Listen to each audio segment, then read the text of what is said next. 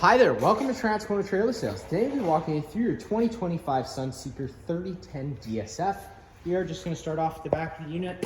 Pretty much at the back here, right down below, you got your 2-inch receiver. Just keeping in mind, paying attention to the weight load capacities on this sticker here. It's a good idea to take a picture of it maybe once it's new, because it probably will wear off and peel off after time. You got a 7-pin plug right up front. Then you got a propane quick connect line, so that is hard plumbed into your propane tank. So if you have a little portable grill or barbecue or anything, you can contact a parts department, get the corresponding quick connect line to hook up to your barbecue, and then you could have propane on the go without having to carry around an extra tank. It's a nice little feature. Again, just contact your parts department, get you the right hose, and then get you set up with that. Cut you around past driver's side of the unit. So you're going to lift open this rear compartment. This does go straight through to the other side. This is the bigger door of the two though, so just keep that in mind. Got your standard starter kit. Comes with a 15-foot water hose, a 10-foot sewer hose, which I'll go over in a minute, and also a 15-amp park adapter, which again I'll go over in a minute, and then just some other miscellaneous goodies for you to try out and decide if you want to buy some more or not. Right through to the other side, obviously just keep it in mind. It gets smaller in the middle. And coming up to the 30-amp power cord inlet. You just take a note of that notch there. Lines up with this notch on this side. Press it firmly into place, 8th turn to lock it down, and then you got that threaded collar to really lock it in. If you follow that cord back, you get your standard 30-amp plug end. Most campsites should have this and you can plug right on in. But let's say you have the unit at home and you want to run your fridge, or your campsite only has a 15-amp service. We do include that 15-amp park adapter. Just keep it in mind. It is 15 amps of power only, so you can't run your air conditioner. It is just really to run your fridge and your lights. Right down below that, you got your TV satellite inlet, and then in this compartment here, loosening off the doors, of course, again, and just be mindful of the cord whenever you're opening and closing this. Come into your first little compartment. This is your main sewer water area hookup. Got your exterior shower, swivel head, nice little feature, hot and cold water. City water connection, so if you're at a site with service, you can thread a garden hose in there, turn it on. It's gonna pressurize all those lines without the needing to run your water pump. You got your black tank and your gray tank. You always wanna empty your black tank first. This is your dirtiest water filled from your toilets, and then you can go behind that with your gray tank. Typically cleaner water filled from your sinks and showers, just helping keep things that little bit cleaner. Sewer outlet, taking note of those 2 ears there. It's going to be the same 2 ears your sewer hose has. Lines up with the notches like so and click into place. And then you're going to see, once I clean this up after, loosening off this. This is a little trap door, so if you're at somewhere for a while, or you just don't want to have the hose overhang under the compartment, you can loosen off this door for the floor, run the hose right through there. Nice little feature they threw in. And then noticing in the front area here, you're going to notice this little Schrader valve. This is for your rear airbag system. Whenever you're using this system, always making sure that you do have pressure in it. They say to keep around 50 psi inside of them, and always making sure that you do keep them even. It's to help with the extra weight for the suspension. So you can put a little more, you can keep a little less. You're gonna feel that out with after you drive it, where you want to keep it. But again, just making sure both sides are equal. There's gonna be a corresponding one on the other side, and I will go over that once we get there. Of course, you got your gas fill. Now, also with the gas fill, because you have an onboard generator, the gas does draw right out of your fuel tank. And because you're probably not going to be running premium fuel inside of this big thing, if you are using just regular octane fuel, just maybe throwing a little bit of fuel stabilizer in every here and there, just to help keep that carburetor nice and fresh. In this here, loosening off this tab again, gives you access to your seat belt bolts for the inside. It's also a little storage spot. You can use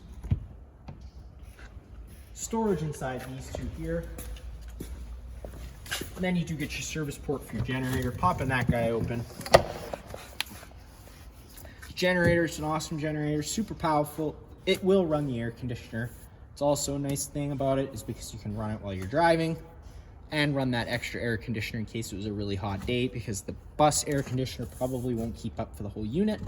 Start stop switch here, but I will go over the start stop switch inside because it's the easiest one to get to. Popping this guy off, it's It's going to be your service port, air filter, bunch of different other things. Oil drain plugs on the bottom. The oil fill plug is right here. You're going to see a lot of generators don't have this. It's an emergency pull start in case your battery were to be fully dead and you couldn't start it. You could manually start it from here. Get that back into place, just lining it up, pushing into place, closing the little tabs, locks it back in. The exhaust for the generator is right here. So whenever your generator is running, it's going to be putting out exhaust fumes. So making sure if you run in the generator, maybe making sure you have this window closed and your bus window closed so you're not getting any exhaust fumes inside. Up front, your standard Ford chassis. Now coming around the passenger side of the unit, you got your main entryway door, which I will get into in a minute. Next, opening up this guy, it's where you get to your garbage disposal. Nice little spot for it. Keeps it outside the unit. Trap door inside, which I'll show you once we get there. Also some extra space in case you want to put a bigger one, or you just want to keep some garbage bags inside of there. Through these two, couple just storage compartments. And then you get your hot water service port, pulling that guy right out of the way. First thing you should always do whenever you get to your campsite, before you fire the water heater, give this pressure relief valve a pull. There should be a shot of water coming out of there, letting you know that the tank's full and safe to fire up, so there's no risk of burning it out. There's no water coming out of it now because I just summarized it, and I drained it for you because I did hear that there's a possibility of this thing not being used for a little while. So I left that all drained for you. 1.1/8" drain bolt right down here at the bottom. It also is an anode rod. So checking on that every once in a while, you might need to get a replacement one. And then I'm gonna go over a reset procedure inside. The button I'm gonna refer to is just right here. You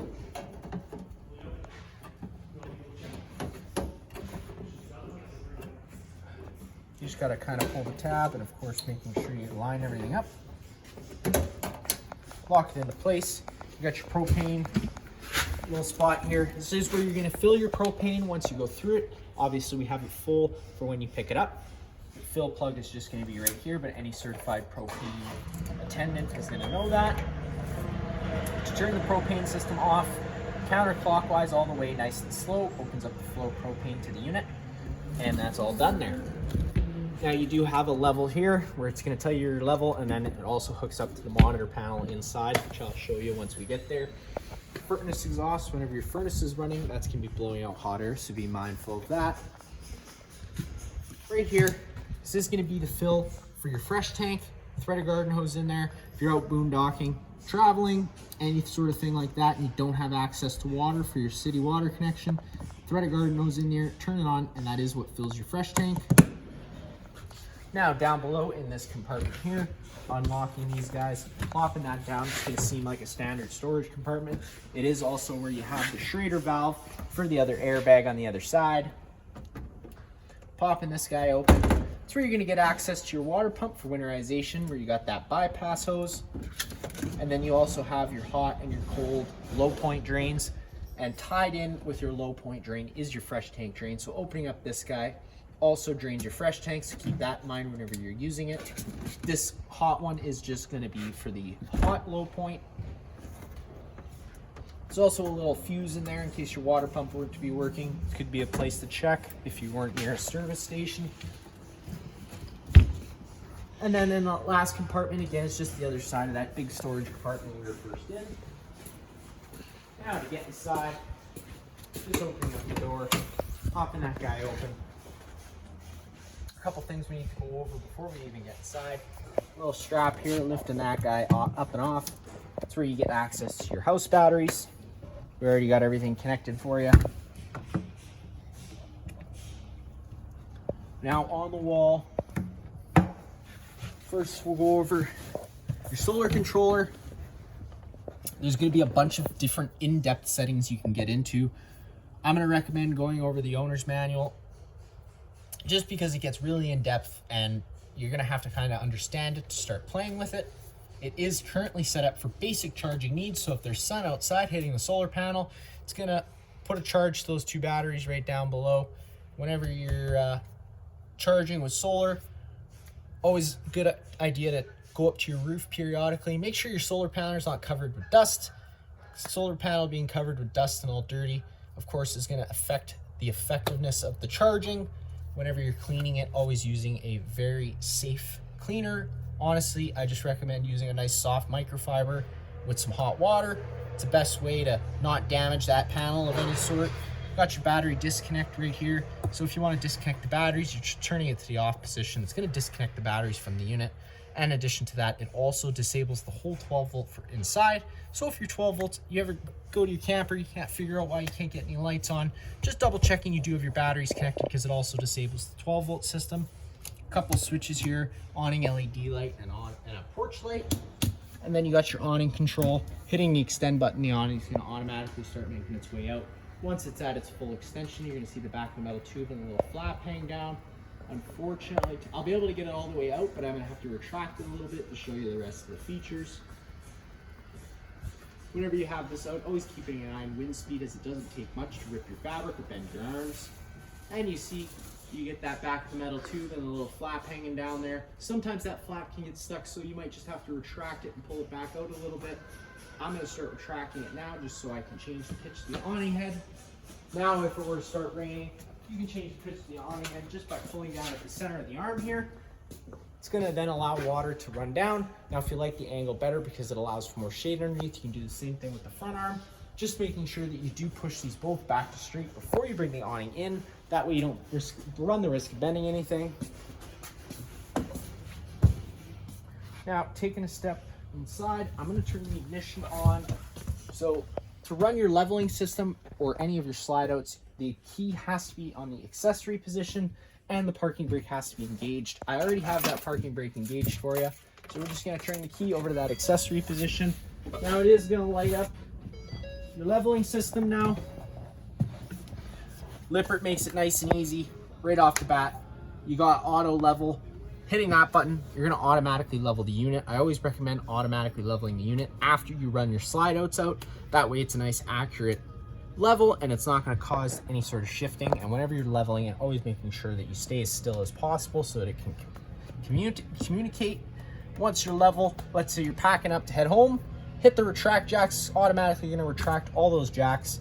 Hitting this little button here will bring you into all your different things where it's going to be calibration. The jacks do have lights connected to them, and there also is an app that you can run all this off of. And then you can get into your manual mode in case you want to run the jacks manually. Now I am going to take you over to your monitor panel system now. Coming to the back of the unit, since the key's already on, slide out position switch, hitting that out, slide out starts making its way out. Just a couple notes before you ever run your slide out in or out, always making sure you know what's on either side of the slide, inside and out. The reason I say inside is sometimes things do tend to shift during travel, so just making sure nothing's going to get caught in there causing any damage. So just being visual and making sure that it's going out nice and even. And then of course just on the outside, making sure you have enough space for that slide out to go out. Once the slide out reaches its full extension, you're just going to hear the motors wind up a little bit.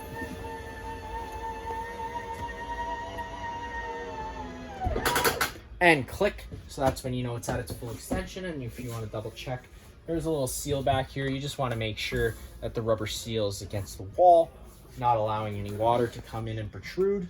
Now the back slide out, same thing, but the switch is against the wall here. Never try to keep as much weight off the slide outs as possible whenever you're running them in or out. Just easier on the motor and the gear system. And whenever you're running your slide outs, try and do full movements either all the way in or all the way out. We know that's not always possible, but whenever you can, it's the best way to do it. It's just less strain on everything. And there you go. The back slide doesn't click, but it will just cut out once it's done. Main light switch on the wall here. It's also on a dimmer, so you can dim it if you'd like to set a mood. I'm going to turn the key off just quickly so we don't drain your battery. Now, you got your bunk space over here. I'm going to move your little entryway door mat to the side for now. Pull this mat over in case you were to have people sleeping in the bunk space. You can take this, flip it over. They leave it off for when you're traveling. That way you have more head space. Doesn't feel so claustrophobic. Slide that into place. Now you have yourself another big bed. pull the ladder off of its travel strap. You even get a little ladder so you can climb up and down with ease. We do recommend putting this back in its place. Clips in, that way when you're driving it's not going to fall, hit, and break anything. Same thing with this, just making sure you do slide it out of the way when you're driving. Underneath here, lifting this guy up, you do get a little storage spot. It also has USB, USB-C plugins. Nice little feature. Sunseeker threw in there. In the front, standard Ford chassis, not much you need to worry about. Fire extinguisher is on your right as soon as you walk in the door. Also, you can extend your counter space a little bit just by lifting up on this guy. These little latches on the bottom are spring loaded. Just whenever you're using them, keep in mind, just to keep a little hand on them. I know it doesn't look like they fold up much, but they do slam up pretty good. So if you had your fingers in there, it could give you a little pinch. And then you got a little extended space to get it down. Just pulling those guys down, run them down, magnets to the wall, nice and good. Storage all throughout this unit. Whenever you're using the storage anywhere in the unit, always being mindful of drains, water lines, and wiring. You don't want to be causing yourself any issues. Sliding this over, another countertop goodie. Pull that guy up and out. It's a little charging plug-in spot. I thought that was pretty cool. Locks back into place whenever you're not using it. Got your entertainment center. Now this is the TV. It's also the stereo for the unit. So everything's going to run through the TV. It's going to allow you to access radio and everything. You're going to have to just play with the remote to get through that. Lifting that guy up. It does give you some extra space behind that TV. All the wiring does tuck up over into the next compartment though. Up top, again, that's where you got some more wiring in case you want to hook up a DVD player of any sort. They already got a pre-wired HDMI spot that hooks up to the TV. Flipping open this guy, you're gonna notice this cable. It might be hard to see in the video just because of how dark it is. There's a little black button next to the coax cable. Whenever you get that green light on, it's letting you know that the antenna on the roof is on. Now that also improves radio frequency and cell phone frequency, so I typically recommend leaving it on whenever you're out camping, but just remembering to try and turn it off whenever you're not camping because it does draw battery power. Got your sink, hot and cold water, garbage chute just right here. Pretty standard all throughout, lots of storage. They all do have nice slam latches. Got your stove for the unit, flipping that guy open, always being mindful this is glass, so be gentle with it and always making sure you allow this to fully cool down before you close the glass topper on it. And because we got this in here, we're going to start talking about propane. First thing I'll go over, we got our LP detector right here near the ground. If this guy ever starts going off, you're just getting to worrisome levels. So you're going to want to turn off the main supply of propane, open up some windows and vents to get some fresh oxygen inside of here. Now, in addition to that, it is also very sensitive to cleaning chemicals. So if you're ever cleaning around it with a chemical, starts going off, use your best judgment, but it could be that. Get the stove to light, turning it over to the high/light option. But before we get to that, I should probably let you know that sometimes when you turn the propane off down at the bottom, it allows air into the system. Once the air gets into the system, it does have to be purged out. Now, the quickest, easiest way to do that is by firing up your stove. So whenever people first get to their campsite, I always recommend firing up your stove quickly. It's the quickest, easiest way to purge the air out of the lines, because if you go to fire up your heater, your water heater, or even if your fridge is propane, which in your case it's not, it's 12 volt, but those things only try lighting themselves a couple times before they'll throw a fault code at you. And if you don't know what that means, it could throw a wrench in your weekend, causing you grief. We don't want that. So just firing this up quickly is the best way to do it. Turning it over / the high/light option. One thing I did forget to tell you too, you have to turn this on for the igniters to work. It also turns on the illumination lights, which I think is pretty cool. Turning it over, fires right on up. Of course, it fired up today pretty quickly just because I had the system running earlier. Sometimes it can take a few minutes, so just be patient with it. And just keep it in mind, if you forgot to turn on the knobs, you turn it over to the gas and you have it on, the clickers aren't clicking. Just remember, you do have gas on. So once you turn that on, if you've had this on for a few seconds, maybe just give it a few minutes, swirl some of that fumes out of the way, because if you went to go hit that igniter with a bunch of fumes built up, it could cause a minor combustion. You could lose some eyebrows or some eyelashes, and we don't want that. So just be safe whenever you are using it. It is propane, it's combustible, it's easy to make a mistake, but no need to worry because we're going over it now. Got your microwave right down below, pretty much just like home. Not much I'm going to show you there. Right down below the fridge here, you got this little false panel. Pulling the 4 screws, sorry, not this false panel. It's this false panel.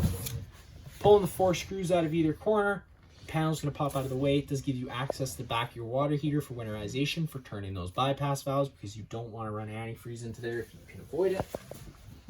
Next, you do got your Freon fridge. Opening up that guy, fridge freezer combo, pretty slick. You do have an ice maker in here. Oh, sorry, not an ice maker. Tray for ice, little feature they threw in. All the controls are right up top here. Up, down, you can control fridge, freezer just by pushing the button, right? You can also go between Celsius and Fahrenheit. Power button, pushing it for whatever it says, 3 seconds, 5 seconds. Turns it off. And then whenever you're closing the doors, especially the top door, just making sure you do close the left side first and then the right side. Opening up this guy, nice little pantry space. It also comes with this nice little sliding seasoning rack or liquor rack or food rack. Could be anything, KD, you pick. Now, in your slide out area, tons of accent lighting. They just are on their own center push buttons. It's great for if you're reading a book or whatever. Storage up top. This does fold out into a bed. Also keeping in mind, you're limited to the number of passengers inside, to number of seatbelts. So you got 2 here, and I believe you do have 4 on in this area here. Always making sure everybody's buckled up whenever you're traveling. It is illegal to travel without a seatbelt, so just keep that in mind whenever you're using it. You can fold this out into a bed in case you're going to have more guests besides the bunk bed. Just having to pull it out like so. And then, of course, with your seatbelts, whenever you're moving it up or down, just making sure you either tuck them down below or bring them up top, depending on what you want to use it for. Then in this area, you can also turn your eating table into a bed as well. Just pulling the foot from underneath the table. The top piece does have a little grub screw you have to loosen off. It's just a little handle here. Pull that out of its place. So you can set the tabletop on its desired ledges. Then you should take your back cushions to fill in the center. And again, have another sleeping space in case you were to have any guests. All the blinds in the unit do work the same way. They just kind of sit where you leave them. One quick retract allows them to retract back up with one little quick pull. Coming back over to our monitor panel system, we already went over the slide out operation and the main light switch. You got a security light that is a light on the driver's side right above your dump station. It's a great help for if you're hooking up power at night or just dumping your tanks. You can see what you're doing. Generator start stop switch. Before we go over that, you got an AGS system installed on here. It comes with that generator. Again, I'm going to recommend going over the owner's manual for setting it up because it gets pretty in depth. Goes into voltages and all sorts of things like that. So you want to be informed on that before you set it up. Besides that, the generator is set up basically. The gas tank in the vehicle has to be over a quarter tank for it to fire. And to fire it up, you're just hitting the start/stop switch. You're going to see the red light for the generator come on. That's just priming the fuel pump, priming the carburetor with fuel. You want to hold it for about 10 seconds. Once that's done, let off. Wait for the light to die. Hit the start switch. It does fire right on up. And then just hitting the stop switch to turn it off. And you're all done. You got your monitor panel system, so you push the tank. It's going to give you the corresponding level. That also goes for your battery and your liquid propane as well. Water heater, you can either fire it on gas or electric. If you are going to fire it on electric, be super careful because it doesn't take much to burn out the element that's inside of there, making sure it's full of water. Same thing for gas, but not as much because you can turn it off. It could be a few seconds, it's not a big deal. But whenever you do fire it on gas, you're turning that switch on. The water heater is going to try lighting itself 3 times. If on the 3rd try it doesn't light, this fault light's going to stay on. At that point, you do have to turn the switch off. Go hit that reset button I showed you earlier, and then try go firing it back up. water pump switch, turning that on does draw out of your fresh tank. And then you got your Arctic Pack system. So that is an extended camping season system. It's essentially just pads attached to the bottom of your tanks that warm up when you turn them on. Keeps things warm. Unfortunately, our Manitoba winters get way too cold for it to be adequate. Realistically, anything below zero camping, you're running the risk of things freezing, so just keep that in mind. Aside from your Arctic Pack system, you also have a heat pump built into your air conditioner. I'm going to go over that once we get to your thermostat, but just letting you know now, a bonus to your Arctic Pack system. I'm not sure why the generator is trying to fire itself. It's probably because it failed to fire because it turned it off so quick. Aside from your Arctic Pack system, whenever you turn on your heat pump, there is vents that go into your underbelly to try and keep things warm. But again, if you go below -0, you are running the risk of things freezing. So make sure you always winterize. Plugins all throughout. Taking a step into the bathroom area, the light switch for the bedrooms on the wall here. Getting the camera guy to come over. You're gonna notice you may think it's a little weird. You know, if you have guests, there's no privacy for coming in and out of the shower. You got a big bathroom door. You're gonna notice there's a magnet down at the bottom. That acts as a little privacy privacy block. You got little flip down towel hangers. I thought that was awesome. Shower, pretty basic, hot and cold water. Light switch inside the bathroom is on the left. First one. Second one turns on your roof vent to get the roof vent open counterclockwise all the way. Now you're going to notice you open up straight into the atmosphere. It's going to start raining. If it starts raining, it's going to get wet inside here if you forgot it open.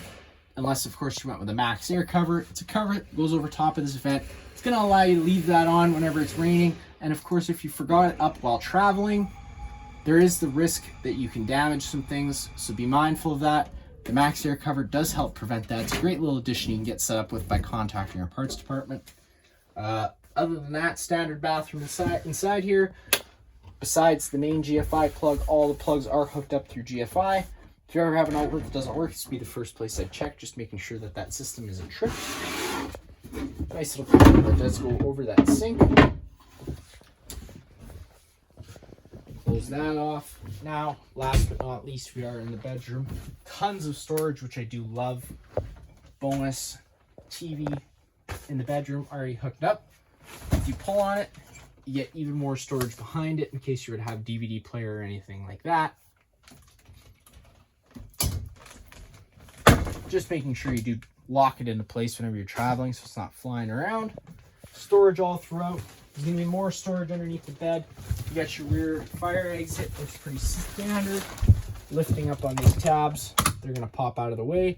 That's then going to allow you to push on that window. It's going to pop out of place and you can hop on out. Then to close it off, you're just pulling it towards you as best you can. Lining up those red tabs, locking them down, locks back into place. Blinds, of course, sit where you leave them. One quick pull retracts them back up. Same thing as in the living space. Now on the wall, right here, you got your thermostat.